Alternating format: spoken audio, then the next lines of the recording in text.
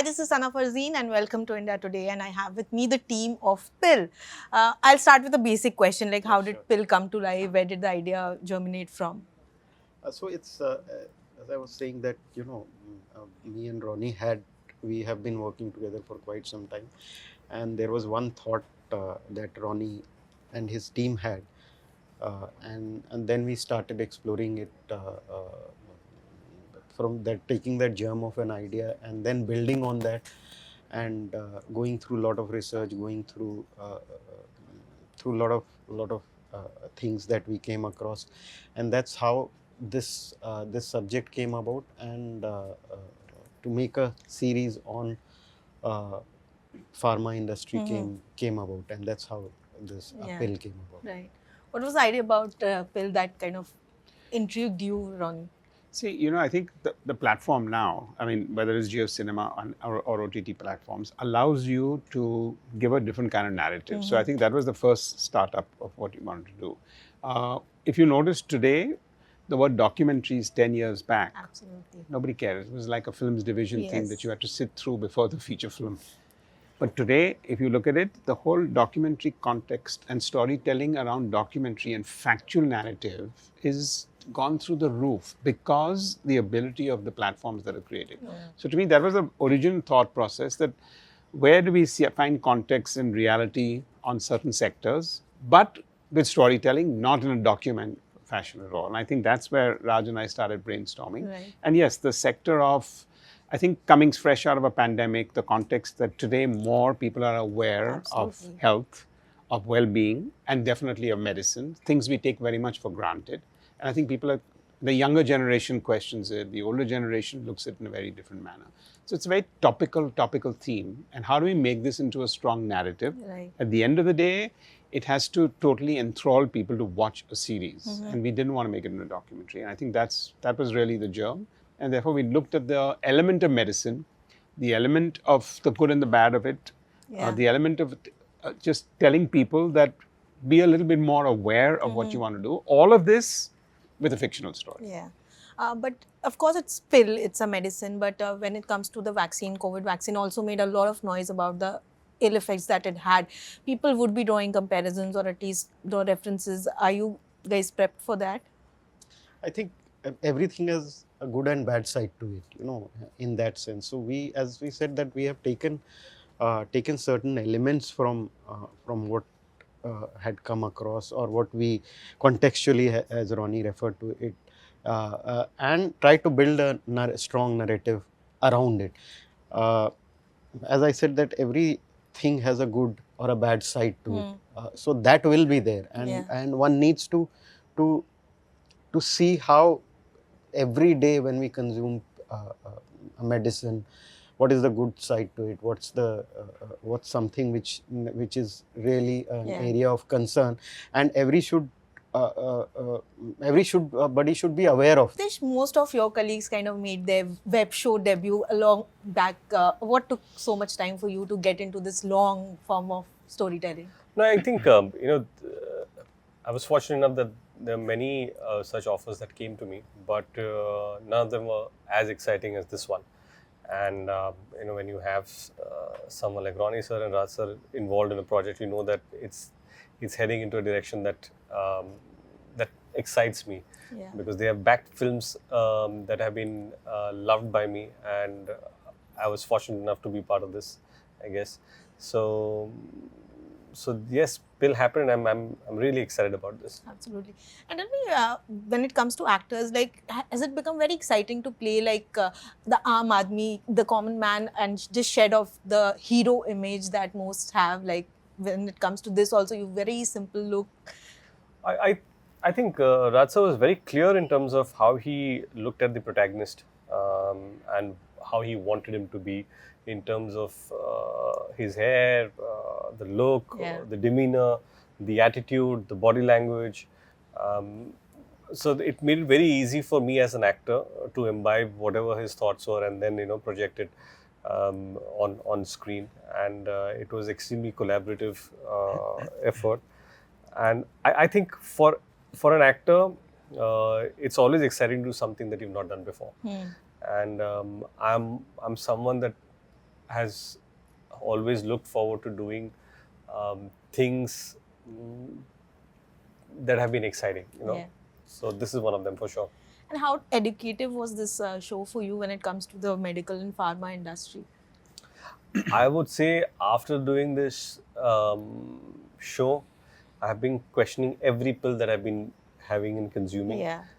Because, you know, like Ronnie sir said, we take our medication for granted, and we really don't look at the potency of it, and we trust our doctors, which we should. I'm not saying we shouldn't.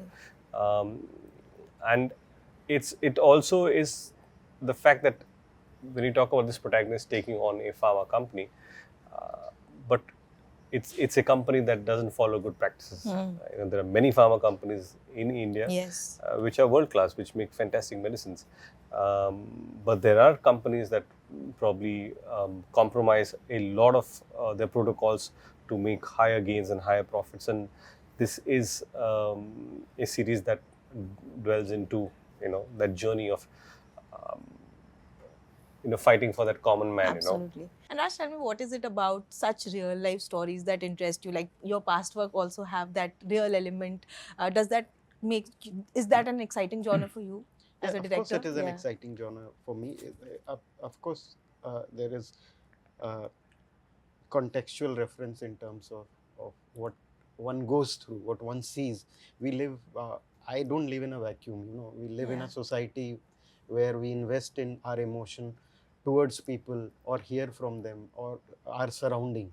So if there is something which comes to my mind, or if there is something which inspires me to have a look at the story, to question it, not as they said that, you know, there are so many brilliant pharma companies, those who are doing brilliant job, but there might be one which really makes you raise, you know, that put profit over patient.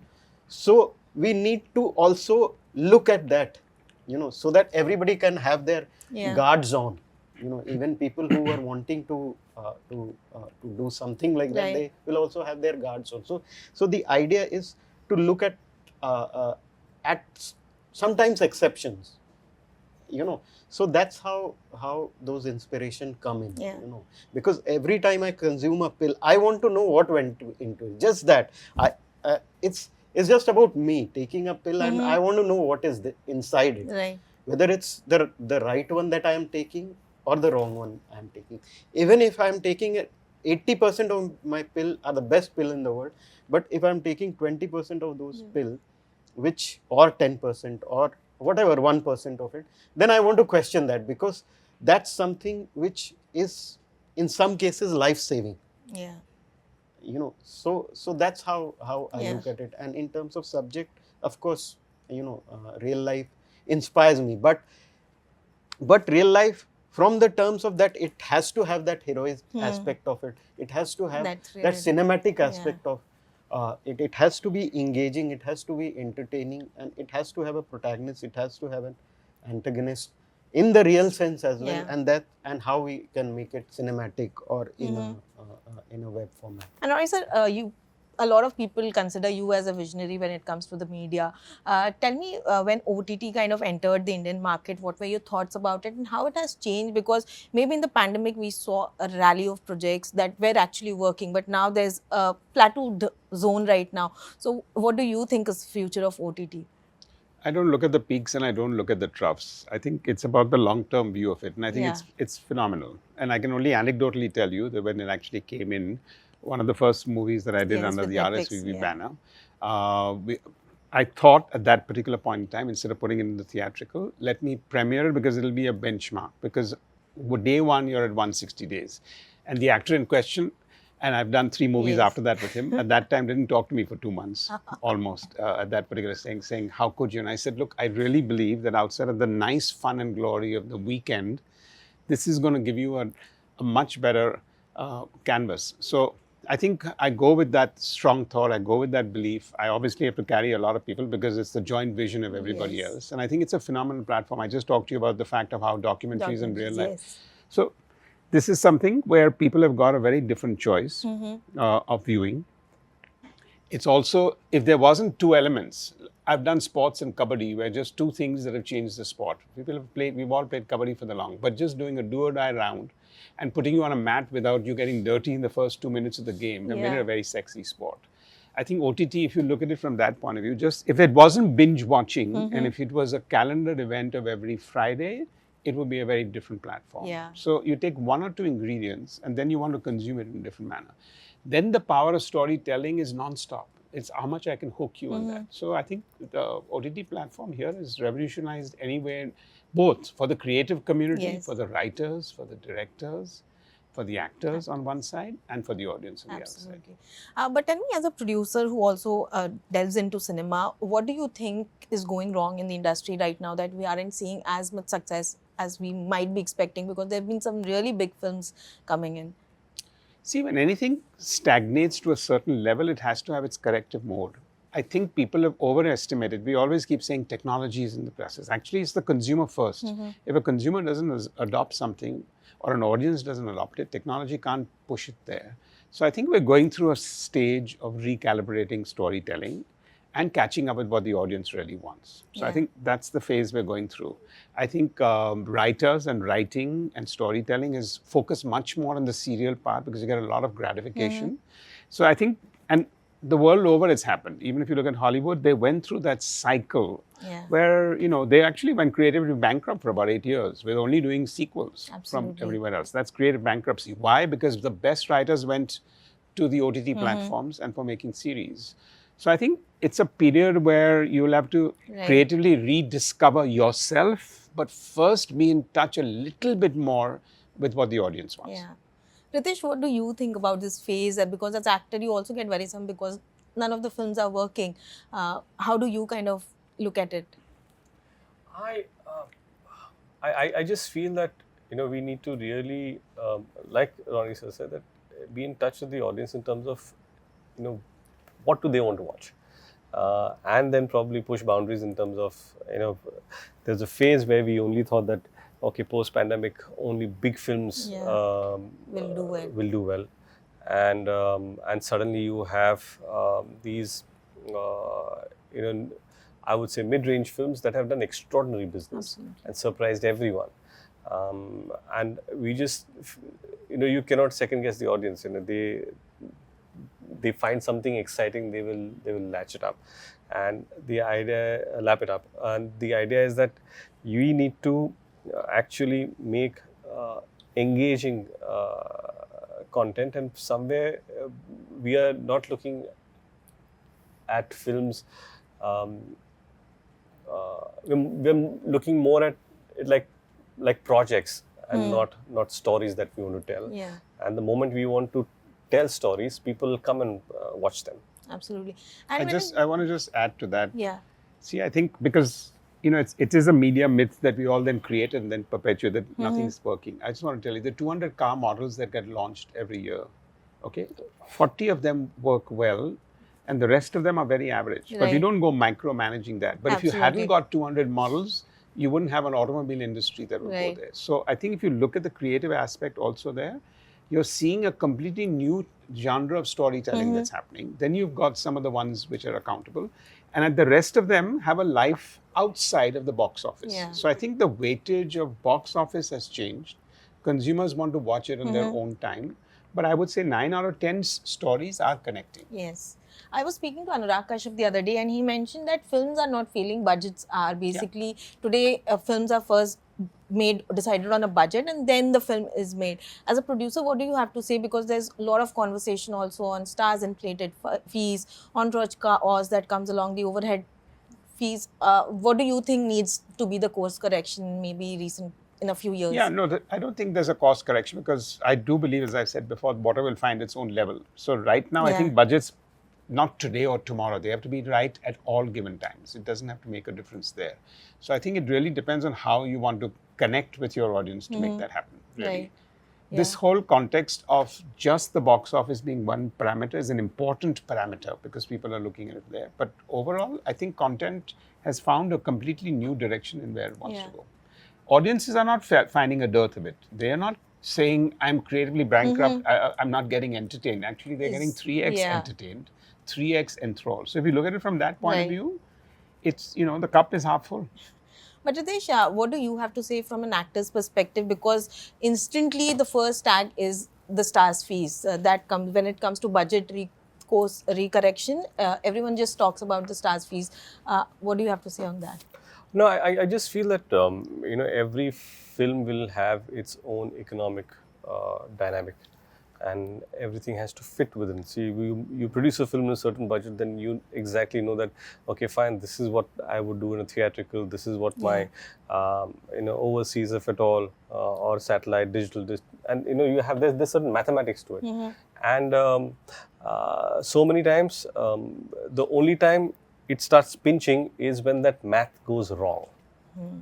Right?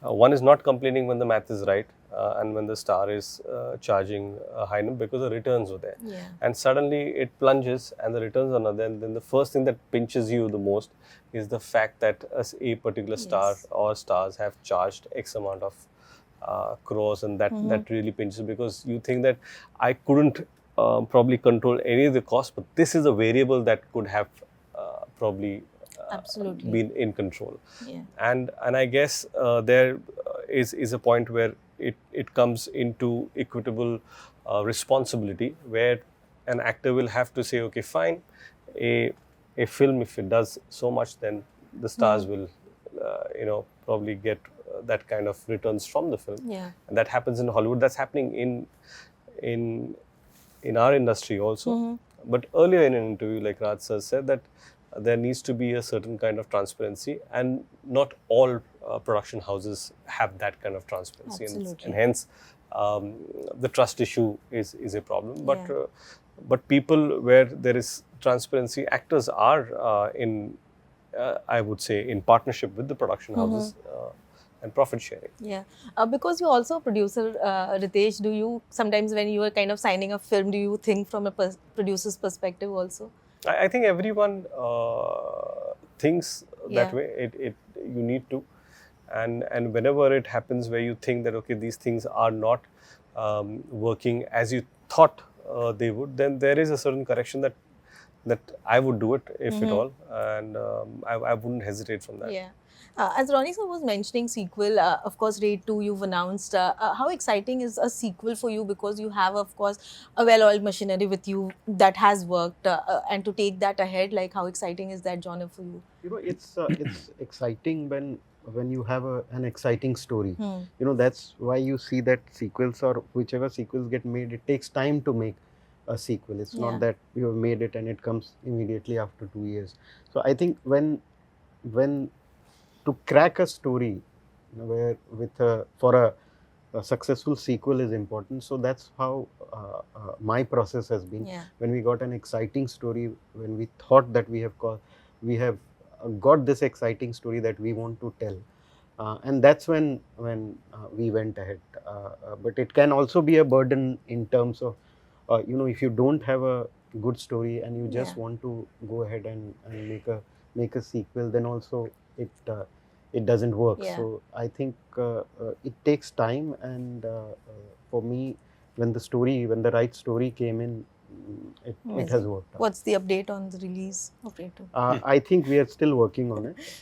I think maybe, I don't know, maybe at first we need to lock the it's post-production stage. Yeah. So as and when it comes along, I think end of year or maybe early next year, I don't know. Amazing. But his next release is on 12 July. Yeah, Yes. next release is on 12th July. Ritesh, you've also been part of successful sequels like Houseful 5. Like 5 is a big number when it comes to a film, a property like that. Tell me about that, and also help me, give me more details on how comedy has changed over the years, because there was a long phase where sex comedy worked, then when there was slapstick comedy, and right now we are seeing a lot of horror comedy that's working. Tell me more about that. No, I think people go to cinemas to be entertained. It could be thriller, it could be comedy, it could be action, or just be entertained and engaged, or just could be a serious kind of a film that would engage you. But when I look at comedy, I just feel that many a times we fall prey to repetition when it comes to sequel. Yes. So and you feel, oh, as an actor, you're doing the same thing. And that is, if you have to reinvent in more than performance, it has to be reinvented in writing. Once the writing is different, your performance will be different. So whenever one is working on a comedic sequel, then you have to figure out what new can you add. And I'm telling you that most of the sequels that I have been part of, every time we figure out that there's a certain promise that why do you do a sequel of a film like a Houseful or a Dhamal? Yeah. Because there is a certain promise of the kind of comedy it is. You cannot be too far away from it, because then it's not the same film that I came to watch, and it cannot be too similar. It's the same thing now. So it's not easy, like you said, when you do a comedy, and at the same time, even as if it is slapstick genre, then that is the kind of comedy you're looking at. If it is say a satire, then it's a different kind of a comedy that you're looking at. And I think comedy will always be is here to stay. People want to go out there and laugh, and I just feel that bigger comedies are something that people go and watch, but it's not restricted to only big comedy. People want to get thrilled, they want to be engaged, and a good film will always work. Right. It's not that all comedies work. There'll be terrible comedies that will bomb, and there'll be good films that will always work. Yeah. And lastly, Ronnie sir, tell me, we're seeing a recent trend that a lot of films are getting re-released in theatres, and everyone's asking for Swades to re-release in theatres. What is the business model of this? Does it benefit producers in any way, and do you feel Swades can actually re-release in theatres?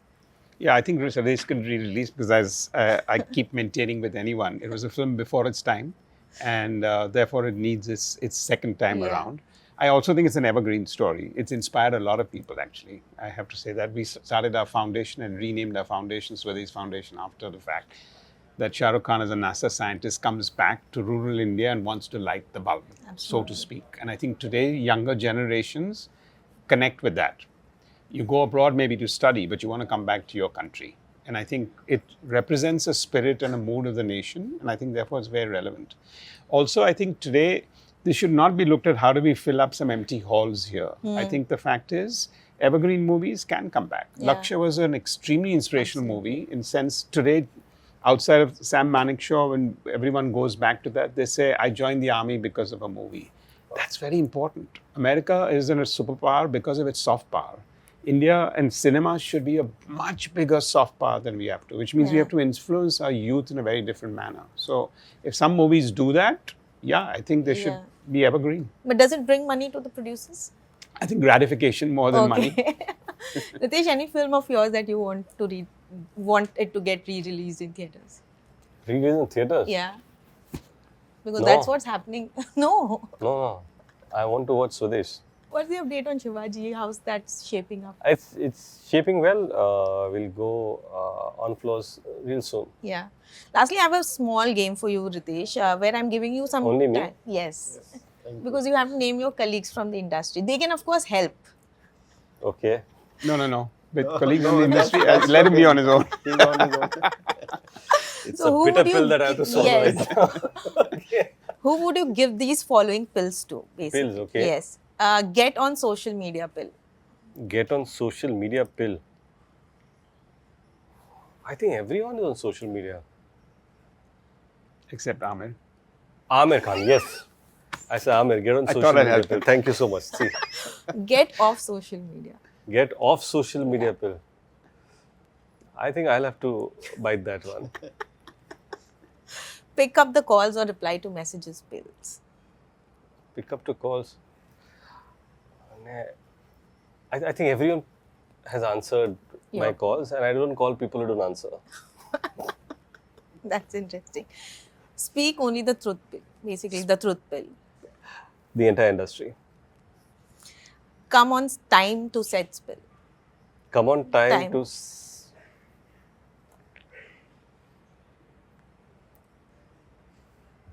difficult. Everyone that I have worked with has always been on time, so it's difficult to... Liar. Yeah. Sir. Sorry. I have worked with Akshay, who's always on time. I've Yeah. worked with Ajay, who's always on time. I thought he hinted at Ajay. No, no, No, no, always on time. He's on always on. He's before time actually. time. Yeah. Okay. Reveal your fitness or diet secrets pill. Karan Johar. Get married now pill. Karan Johar.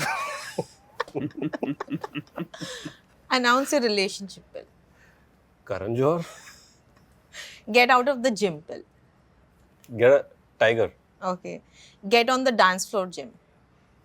Get on the dance floor pill.